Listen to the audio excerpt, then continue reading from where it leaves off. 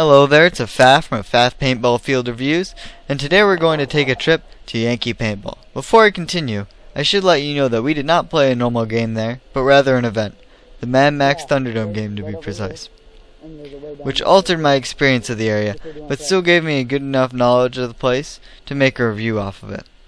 Yankee Paintball is ruled by the woods, a trial of rock face and uphill battles. Take the field Hawk's Nest for example. A flat region covered in trees and abruptly ended by a rock slide on one side. Hills surround the remainder of the battlefield, leaving the team with the high ground the better aim, but the other team with the flanking advantage. Stacked logs and foliage make up the majority of cover on Hawk's Nest.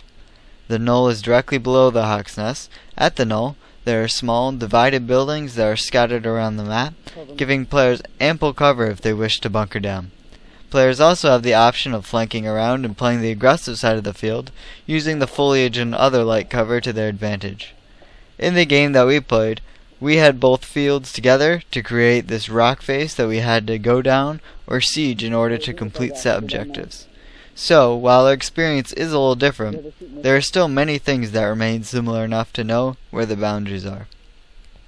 Plastic was one of the two open air fields that we played, but unfortunately, that only one that I have footage of. Plastic, a true to the roots rec ball field, is constructed of a mix of barrels, structurally reinforced pallets, and tubes. The cover is far apart, limiting quick movement to only the bold or the strategic. Even though this might be a poor map for large-scale battle due to the size, I could imagine that small teams, up to say 3 or 4, would be perfect, and for one-on-one custom format played for the event was highly entertaining. Western is the other field that was there, but that was the field where my battery died and my footage ended in sadness and mild disappointment. But I will attempt to describe it for you.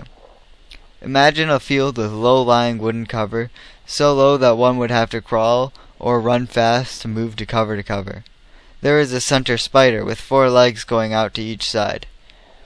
On one side there is a low wooden wall resembling a robust snake, and on the other side is more open cover, which replicate, to a minor degree, the format of some other rec ball fields.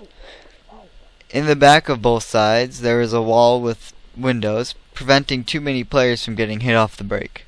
As far as I could tell, Plastic and Western were symmetrical, representing a proper rec ball field. Refs were laid back and would let us call our own shots for the most part, with only their intervention when we called them over or, on the smaller maps, to get an player out of heavy fire. There were 3 refs on the field, 1 at each spawn and 1 roaming.